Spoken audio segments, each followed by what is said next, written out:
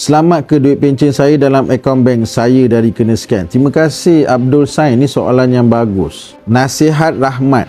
Saya jawab dulu general Selamat ke tidak akaun tu? Jawapan dia selamat kalau Cik Sain tengok video-video rahmat, ikut tips yang rahmat ajar, tahu cara menggunakan handphone dengan bijak, menggunakan internet dengan selamat. Itu selamat. Tak selamat kalau Cik Sain tak tengok video-video rahmat, tak ikut tips yang rahmat ajar, menggunakan internet dengan tak selamat. Itu tak selamat. So jawapan dia ada pada Cik Sain sendiri.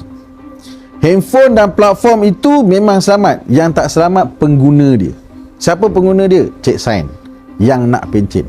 So nasihat rahmat adalah duit kita kalau boleh, dalam ilmu kewangan pun ada diajar, duit yang kita ada jangan letak di satu tempat, sebab dikuatiri kod-kod, nauzubillah, kita tak nak, nasib tak baik, kena scam ke, kena hack ke, kena hijack ke, kena curi ke.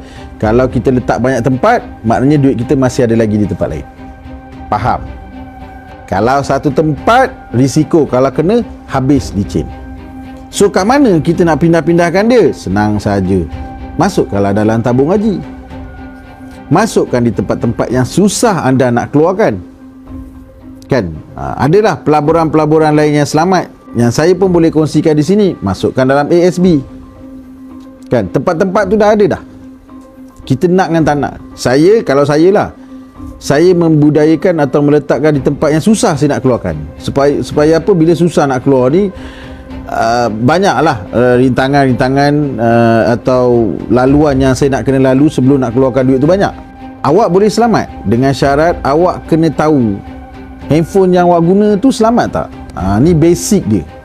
So bila Rahmat nak cakap pasal handphone ni selamat ke tak, Rahmat nak tanya kepada anda dah buat setting handphone anda, setting yang selamat dah ke belum? Anda tahu tak gunakan handphone anda?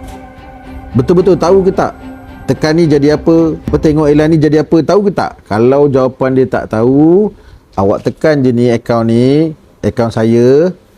Dalam tu ada beribu video yang saya kongsikan tentang cara bagaimana nak gunakan handphone dan internet dengan selamat.